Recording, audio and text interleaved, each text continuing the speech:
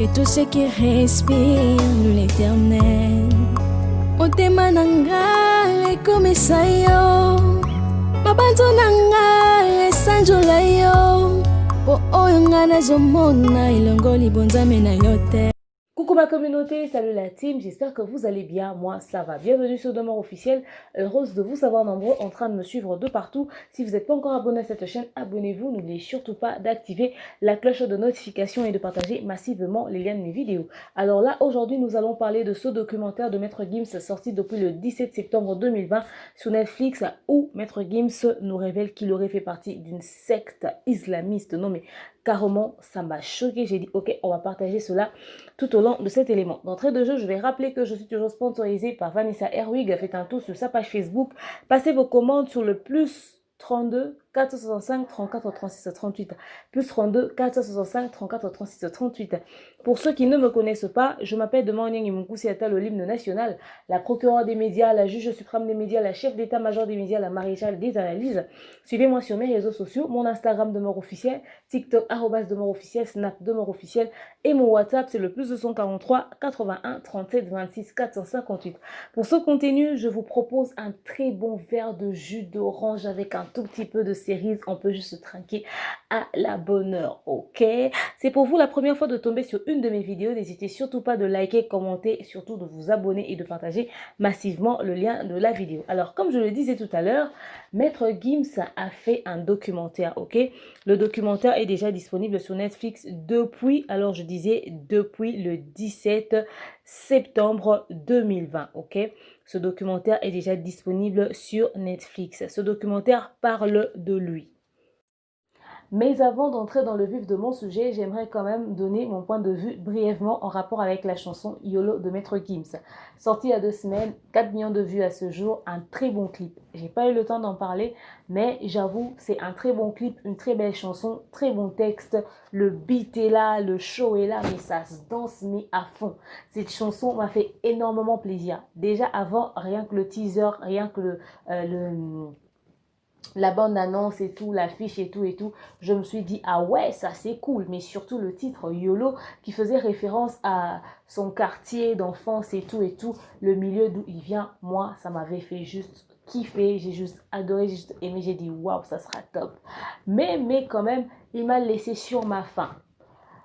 Il nous fait un truc en rapport avec son quartier et tout, mais le beat c'est pas de chez nous, le rythme c'est pas de chez nous. Je me suis sentie perdue dans ce rythme en fait, tout simplement parce que quand il a dit YOLO, je pensais que j'allais entendre un tout petit peu du Nomolo ou du Seben comme il nous avait fait lors d'un concert dont ça paie comme jamais et tout.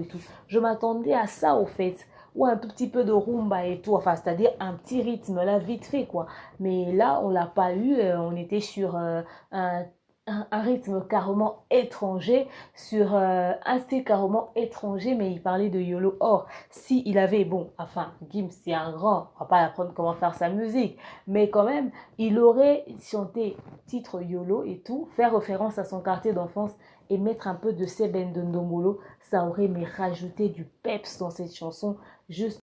Il est vrai qu'il a rajouté un peu de lingala et tout, ça rajoutait un peu de beauté, un peu de couleur et tout, puisqu'il parlait de ses origines aussi.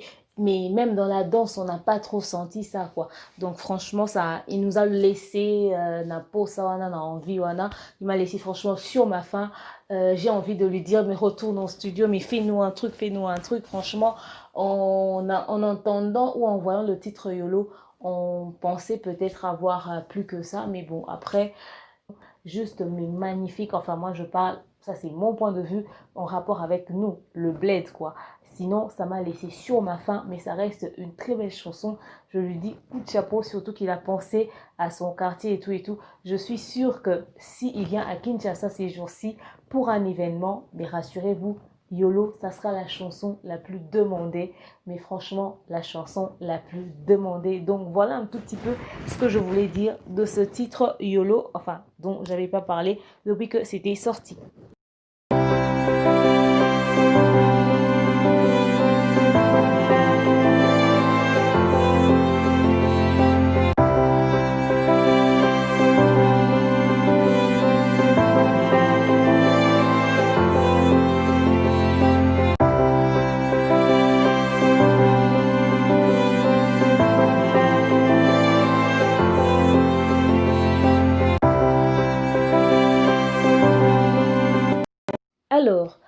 je le disais tout à l'heure, on va parler du documentaire de Maître Gims sorti depuis le 17 septembre 2020 sur Netflix.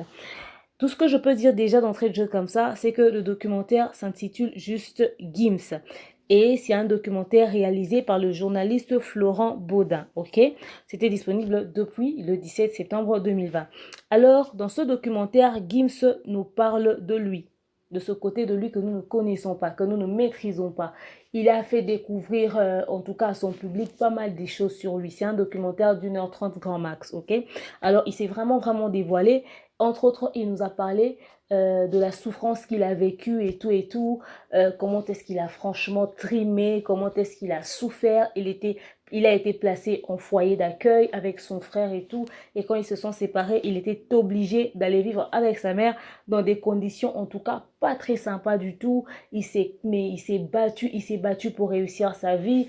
Il a raconté même qu'il a failli toucher à la cocaïne. Il a raconté aussi quand il a essayé de toucher à la cocaïne, et son cousin ou son frère et tout l'avait trouvé, nanana, il a voulu même devenir dealer de drogue et tout, mais franchement c'est pas arrivé parce qu'on ne l'avait pas permis, mais seulement ce qui a vraiment fait qu'il ne puisse pas du tout le faire, c'est le fait d'avoir peur que, enfin si je le fais, comment est-ce que ça va se passer pour moi, est-ce que je vais réussir ou pas. En tout cas, il a eu vraiment comment dire, une enfance très difficile, très compliquée, surtout par rapport à la situation dans laquelle il vivait. Alors, parmi les choses qu'il nous a révélées dans ce documentaire, il nous a dévoilé aussi qu'en 2005, il avait adhéré dans une secte. Et c'était une secte islamiste appelée les frères de Tablige. Dans cette secte-là, quand il a adhéré, il est tombé entre les mains des gourous. Il a dit, quand tu tombes entre les mains des mauvaises personnes, ta vie va juste basculer. Et parce que vous savez, l'emprise, quand les gourous sur les gens et tout, ils vont te manipuler, ils vont t'utiliser. Et si tu n'as pas les nerfs solides, il a dit qu'il a vu les gens se suicider, des personnes plus proche de lui, il a vu des gens mourir, il avait très peur. Heureusement qu'il a réussi de sortir de là, de quitter cet environnement, mais il en a quand même beaucoup souffert d'après ce qu'il nous a raconté. Mais franchement, le fait seulement de savoir qu'il avait fait partie d'une secte, ça nous a juste effrayés. Il a dit, si tu tombes entre les mains d'un méchant, d'un mauvais manipulateur, ça peut juste nuire à ta vie. Il a dit que à l'époque, il fumait et tout, il voulait tracer un chemin pour sa vie, il savait pas quoi faire, il savait pas à quel sens se vouer. Voilà pourquoi il a emprunté tous ces chemins-là. Et si il n'est pas arrivé jusqu'au bout, tout simplement, c'était la peur de se dire, mais est-ce que je vais y arriver? Jusqu'où ça va aller? Comment est-ce que les choses vont se passer pour moi? C'est pour ça qu'il n'est pas allé très loin dans ce délire. Or, s'il avait beaucoup d'assurance, disant, ouais, je peux y arriver, je suis un mec, nanana, peut-être qu'il serait encore dans ce milieu. Il a vraiment souffert avec sa famille, le fait qu'il a traîné dans les foyers d'accueil et tout. Il a vraiment trimé. Après, il s'est lancé dans la musique, il a continué dans la musique et jusqu'à aujourd'hui, il est devenu le Gims qu'il est devenu, mais il n'oublie jamais ce dont quoi il est passé. Il a fait quand même pas mal de révélations. Je vous invite tous à aller suivre ce documentaire sur Netflix. En tout cas, vous allez apprendre encore plus de ce que j'ai dit. Moi, la partie qui m'a le plus choquée quand j'ai appris, c'est la partie où il a dit qu'il a fait partie d'une secte en 2005. Bon, il n'a que 34 ans. 2005, c'est pas très... Il n'y a pas longtemps, là. 2005, c'est environ à peine 15 ans. Vous voyez, genre 15 ans seulement, il y a 15 ans de cela. Ça date pas de y a longtemps. Donc, franchement, c'est terrible, c'est chaud. Mais quand il a dit ça, ça m'a fait penser à sa chanson « Le prix à payer ». C'est une chanson quand même qui avait fait parler pas mal de personnes. Pas mal de personnes, en fait. Réfléchissons. Il dit en 2005 avoir fait partie d'une secte et tout. On a voulu l'enrôler, nanani, nanana, les gourous, patati, patata. Et puis voilà, il s'est échappé, il a continué sa carrière. Or, ok, Gims, le prix à payer. Donc, voilà, je suis en train de chercher le clip et tout. C'est une chanson qui avait quand même fait pas mal de polémiques sur les réseaux sociaux. La version audio, il y a 1 an déjà, ça 2,6 millions de vues. La version clippée a environ 39 millions de vues et tout. C'est une chanson qui avait fait vraiment polémique. Les gens se sont dit, mais il appartient à une secte. il nous parle de comment est-ce que les négociations sont en train de se faire. Il va abandonner la sexe, il en a marre, qu'est-ce qui se passe? Il y a eu une polémique autour de cette chanson, le prix à payer. Alors quand il explique, il dit que ouais, il aurait fait partie d'une secte et tout, après il a voulu laisser tomber, nanani, nanani. Et puis après il a laissé tomber, il est parti, nanani. Il s'est concentré dans un cas. On se demande, est-ce que le prix à payer serait pas la révélation de cette histoire-là? Genre, il a essayé de faire une illustration de comment est-ce qu'il a vécu la situation et tout, mais dans le prix à payer, quand même, on voit le moto à l'époque, je suis sûre qu'il était en train de galérer, donc il n'y avait pas une histoire de moto. J'ai essayé un peu de faire le rapprochement, je me demande, ce serait pas la révélation de cette histoire-là dans le documentaire ou quoi? Parce que ça m'a ouf, ça m'a fait chaud, ça m'a fait chaud. Parce que jusque-là, son clip, sa chanson, le prix à payer est resté flou dans la tête des gens. Beaucoup de personnes ne supportent pas ça. Enfin, certaines personnes ne supportent pas ça, n'aiment pas écouter, ils ont peur. Quoi qu'ils aiment la musique de Gims, mais le prix à payer, c'est quand même une chanson. Le texte est lourd, ça dit quand même des choses. J'ai continué ma route, nanani, nanana, patati, patata et tout, vous savez, vous allez suivre le texte, le lyrics et tout. Et puis quand on voit le clip, comment est-ce que le clip est représenté, ce type-là qui, avec des gros yeux, le blanc là, qui veut essayer de, de, de lui faire adhérer, de l'enrôler dans ce truc-là et tout. C'est vraiment le genre de gourou, au fait. Est-ce que ce serait pas ça et tout? J'essaie de faire le rapprochement, je me demande, ah, ce serait pas ça. Enfin, je me pose vraiment, vraiment la question.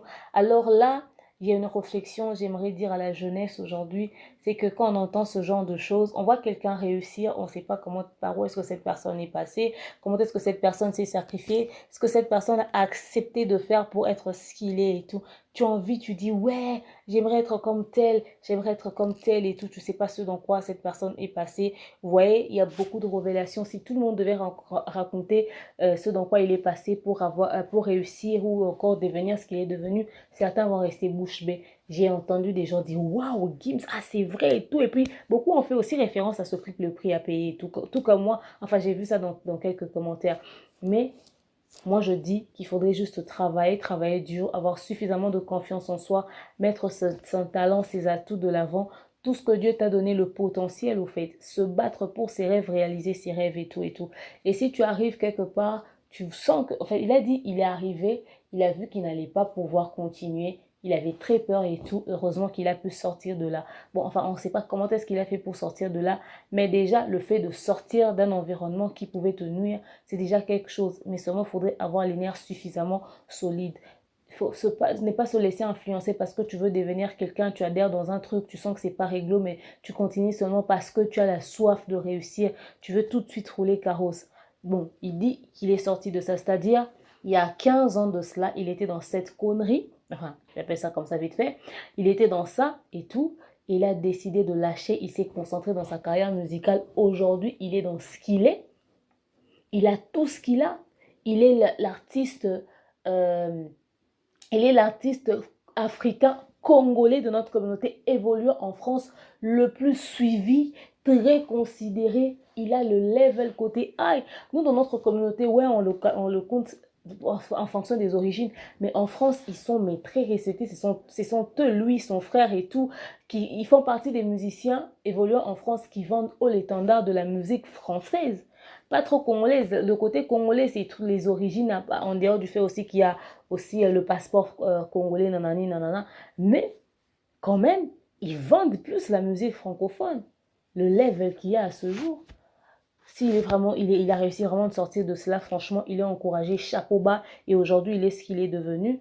Donc, il serait resté dans ça aurait peut-être influencé négativement sa vie. Peut-être qu'il n'allait pas devenir ce qu'il est devenu aujourd'hui. Il est devenu aujourd'hui. Ceux qui ont suivi le documentaire sur Netflix, dites-moi ce que vous avez pensé de cela dans les commentaires.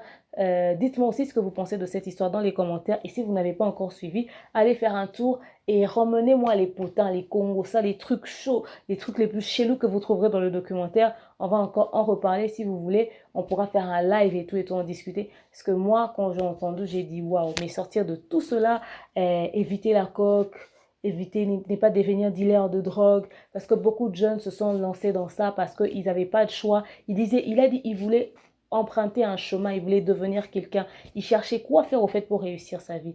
Voilà pourquoi il a touché à toutes ces choses. Alors dites-moi, selon vous, Comment est-ce que vous voyez les choses au fait jusqu'ici? Franchement, moi, son histoire, c'est quand même chaud quand même. Hein. C'est quand même chaud, mais on lui dit coup de chapeau, félicitations. Il a réussi. Il est le Gims d'aujourd'hui, la fierté de la République démocratique du Congo. Donc voilà, dites-moi ce que vous en pensez. Je vous aime, je vous porte dans mon cœur. Je vous dis à très prochainement. Bisous, bye.